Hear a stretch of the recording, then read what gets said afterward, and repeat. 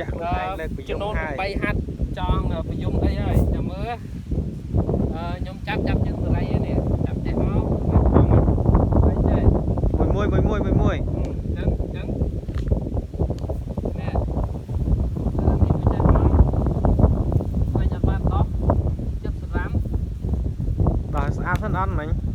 សិនស្រាំនេះ អត់អីទេ ហើយចូលបងបាត់បែកសិនស្រាំហើយចាប់ចេះឯងស្នាញ់បងចេះមិនចេះមក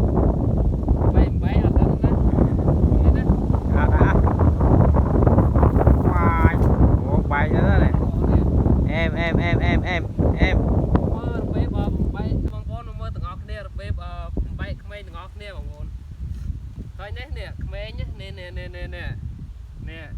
គេយកត្រង់ចេះបងប្អូនអញ្ចឹងបានវាស្រួលចាប់ត្រីឃើញអត់នេះត្រីចូលចាំមើលចាប់nóiណាអូនោះតាក់ជើងច្បាក់បាត់ហើយបងប្អូន